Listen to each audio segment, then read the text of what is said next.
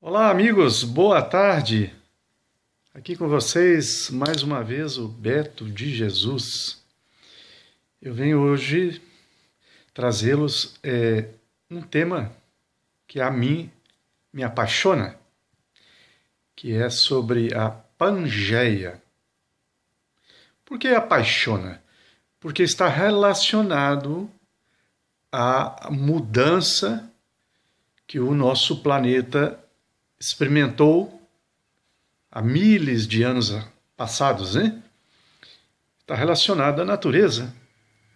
Então, tudo que está relacionado à natureza, do nosso planeta, do nosso convívio, isso me fascina, me apaixona. Eu me apaixono por esses temas. Então, hoje eu vou falar sobre a Pangeia. Ok, o que é a Pangeia? Para muitos que não sabem, é a união de todos os continentes que hoje conhecemos, né? Existentes no planeta. Acredita-se também que antes desta união, a Pangeia, havia a separação. E os continentes que haviam naquela época se aproximaram, uniram, e passado milhares de anos voltaram a se separar. Esta é uma teoria que eles acreditam que possa ter existido. Porque o que chegou a essa conclusão? Porque é sabido que os continentes existentes, eles estão com o passar dos séculos se distanciando. Estão se distanciando. Então, se você aproximar, né, através do mapa, o mapa mundi, você aproximar o continente africano com o sul da América, América do Sul, você aproximar, você vai ver que é quase que perfeita a união dos dois continentes. Ok? Mas é constatado que entre esses dois continentes existe uma falha, existe uma franja de terra que não se sabe o que passou, o que aconteceu com ela na época dessa separação. Essa franja de terra é desconhecida, o destino que ela tomou, o que ocasionou o desaparecimento desta franja. Então, aproximadamente uns 4 anos atrás, se reuniram aí diversos cientistas que eu tentei fazer uma pesquisa na internet e não consegui me aprofundar, mas eu lembro desta reportagem, desse encontro que foi realizado entre Estados Unidos e Canadá ali, na outra cara do continente, ali no Pacífico, né, nas proximidades do Pacífico, houve um encontro entre cientistas justamente para debater aonde foi parar essa franja. Se você visitar o Google, no buscador, e colocar aí sobre a Pangeia e tudo, você vai ver que nos mapas realmente tem uma leve franja entre a união dos dois continentes, africano e a América do Sul. Então, de tanto ouvir aquilo, eu tentei assim pesquisar através de leitura, né, de geografia, até mesmo vídeos aí em YouTube e outras redes sociais e tal, sobre o tema, sobre esse assunto, porque isso me atrai muito, muito, né?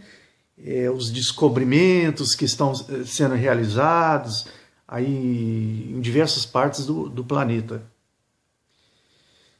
E é interessante, né? Interessante. Eu vejo muito trabalho de arqueólogos e que estão aí empenhados com esses descobrimentos.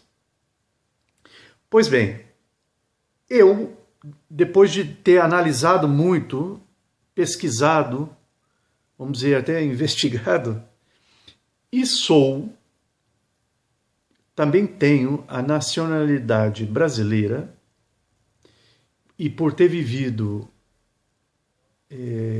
mais de 30 anos no Brasil, sou de origem natural de Minas Gerais, então a imaginação aflora, né?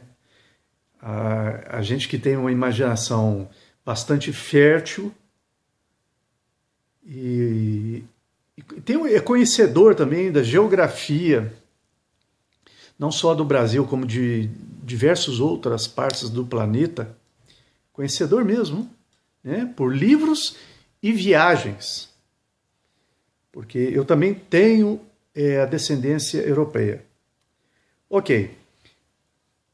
A conclusão que eu cheguei sobre o fenômeno da separação dos continentes é a seguinte: quando na época da Pangeia, que não se sabe bem a quantidade de anos e milhares de anos que existe, acredito eu que na época do dilúvio universal, conhecido na Bíblia,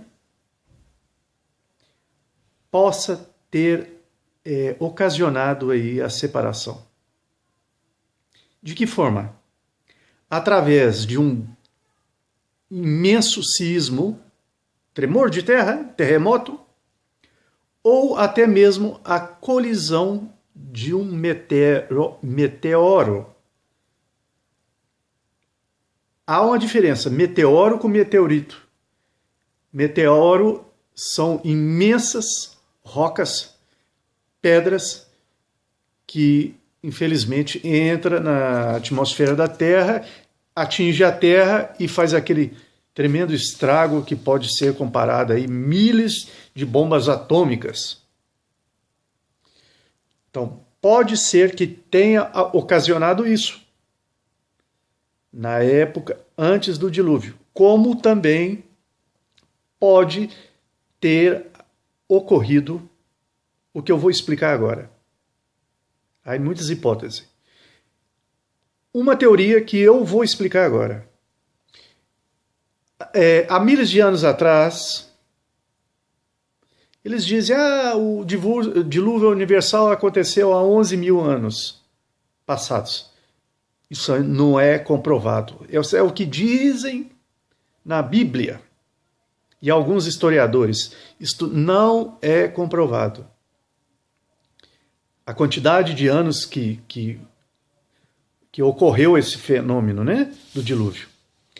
Que foi o pecado e tal, uma coisa que Deus lançou sobre a terra devido ao pecado que havia e tal. São histórias, de repente fábulas, e eu não vou questionar nesse vídeo. O que aconteceu foi o seguinte: existia naquela época muito passada o que nós conhecemos hoje, né, é o lençol d'água, lençol freático, que existe, né, existe na Terra. Mas naquela época, antes da separação dos continentes, provavelmente na época do dilúvio, existia um imenso lençol d'água. Talvez diríamos assim que 50% da água estava debaixo da terra. É o que chamamos em português de lençol d'água, ou lençol freático. Aquele imenso lençol d'água por debaixo da terra. Não sei se muitos não vão saber o que eu estou dizendo. Quando você vai cavar um poço artesiano para tirar a água do quintal da sua casa, do seu terreno, você faz um poço, vai cavando, cavando até achar água. Aquilo é um lençol freático, né? Então, possivelmente naquela época existia um imenso lençol, talvez do mesmo tamanho dos oceanos, do oceano que existia.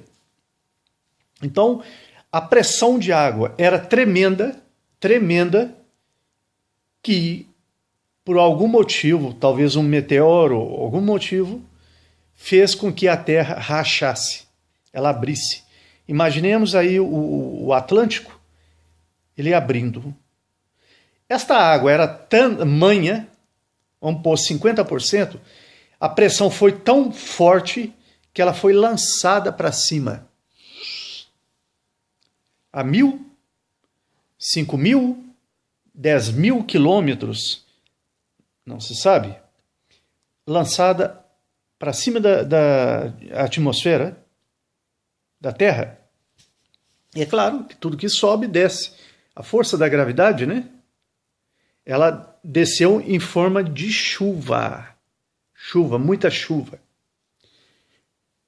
É o que reza na Bíblia, que foram um ano de chuva.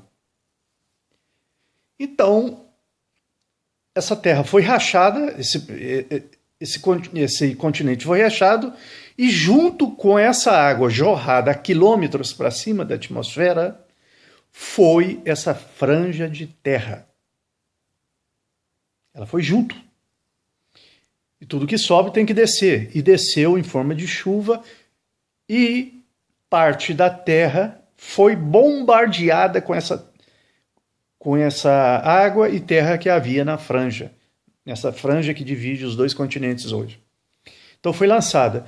E um dos países que sofreu mais com essa terra e água jorrada foi o estado de Minas Gerais, no Brasil, formando aquelas cadeias, aglomerados, vales que há em Minas Gerais. Montanhas e montanhas e montanhas de terra, que inclusive é muito custoso para o governo construir estradas, rodovias, pistas para a locomoção da população. É muito custoso, montanhas e mais montanhas. E isso aí é um dos motivos que dificulta a construção, né, das rodovias em Minas Gerais. Mas para quem conhece Minas, viajou muito por Minas Gerais e outros estados do Brasil, sabe que o único lugar que tem muito minério, muito ouro que foi explorado pelos portugueses, espanhóis, inclusive eu acho que holandeses também, é aí, em Minas Gerais. Muito ouro, minério de ferro, pedras preciosas, esmeralda e a famosa Alexandrita, a maior pedra encontrada no mundo. Ok. E as montanhas? Há montanhas aí em Minas que chega a 1.000, 1.100, 1.200 metros. Eu vou citar uma muito conhecida, que é onde está a Gruta da Lapinha, na Serra do Caraça. Então, na Gruta da Lapinha está aberta a visitação, é claro, você tem que pagar para entrar, visitar. Mas você consegue aí somente até um certo tramo da gruta, das cavernas, porque corre o risco de você entrar, se perder e não voltar mais. Das grutas, das cavernas que há aí. Então você entra, você paga, entra para visitação, ali muita vigilância, câmeras, seguranças, e você vai observando a beleza da natureza. Então, você vê que nas paredes e no teto há muitas conchas do mar.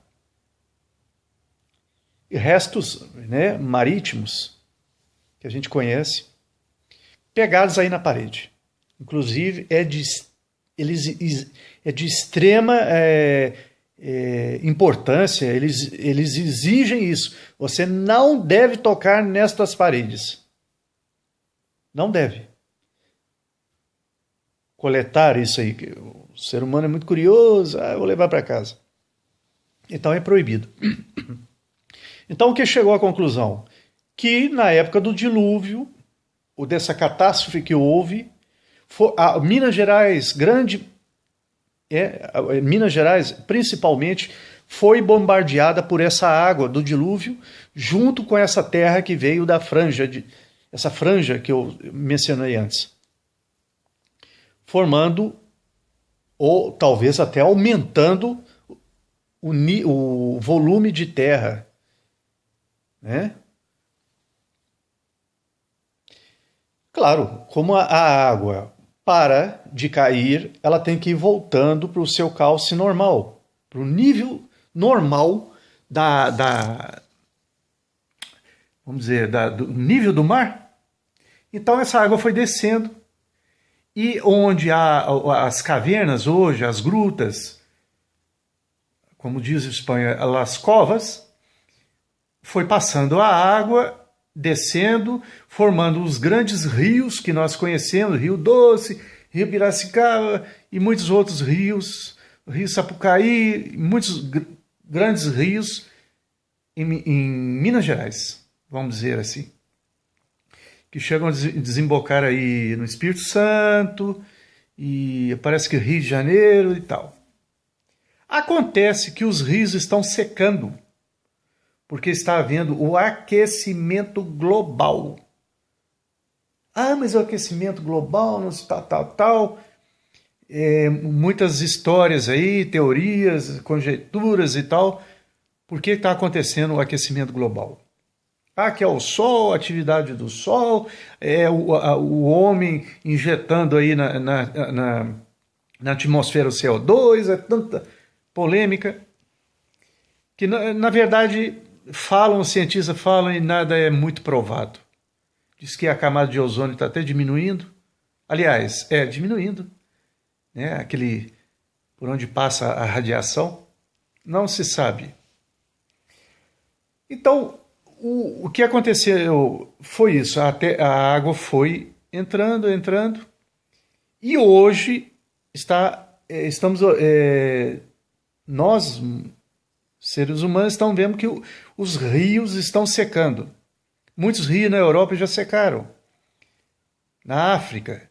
E também não deixaria de ser no Brasil, com o que está acontecendo. Então, com o aquecimento e a diminuição do volume de água nos rios, começa a surgir, com o calor que está fazendo, começa a surgir as moscas, os mosquitos. O mais famoso é o Aedes aegypti, que antes causava lá só uma doença, uma enfermidade, a pessoa corria no hospital e tal, e era curada. Hoje, com essa mosca, a proliferação, ela cresceu muito, espalhou, né, a reprodução desse mosca, está surgindo outras enfermidades, parece que 2, 3 enfermidades a mais, né? Que inclusive está afetando aí o recém-nascido, surgindo aí, afetando o cérebro, né? Dos recém-nascidos. Devido à proliferação da mosca. Por quê? Os rios estão secando, estão diminuindo a quantidade de peixes nos rios. Os peixes serviam como predadores para alimentar dessas lavras das moscas. Não está havendo? Está havendo o aumento das moscas, proliferação. Infelizmente, o homem precisava tomar medidas para evitar isso. Né? Então, é isso. A Pangeia, o que aconteceu foi exatamente isso. E é claro, com o passar dos séculos, milênios, vão vindo esses problemas que conhecemos hoje, né? Então é isso aí, gente. É um assunto que, mas o que ele está dizendo? Aconteceu isso há milhares de anos atrás, mas repercute nos dias de hoje, com a extração do minério, do ouro, da devastação das matas, dos rios, os rios estão secando. Então está tudo relacionado. Tudo relacionado. Dizem que o rio Amazonas está secando, está diminuindo, não sei quantos centímetros por ano. Temos que tomar muito cuidado com isso, porque debaixo daquela selva, a floresta amazônica, é só areia. Cortada uma árvore daquela, uma tora de árvore daquela, ela sendo cortada, ali debaixo já não cresce mais nada. Nada.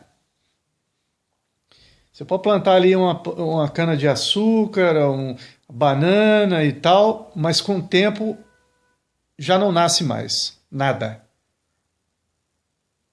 Ela fica estéril. Possivelmente tenha acontecido isto num passado bem distante, há 5.000 anos, 6.000 anos, também com o deserto do Saara. Porque dizem que quando era unido os dois continentes, faziam a ligação, o Atlântico, a floresta tropical, a floresta amazônica, com o rio Nilo, que diz que o rio Nilo era extenso, né? Ligando de uma costa a outra da África. E aquilo hoje é deserto de milhares de quilômetros. Então nós temos que nos preocupar com tudo isso.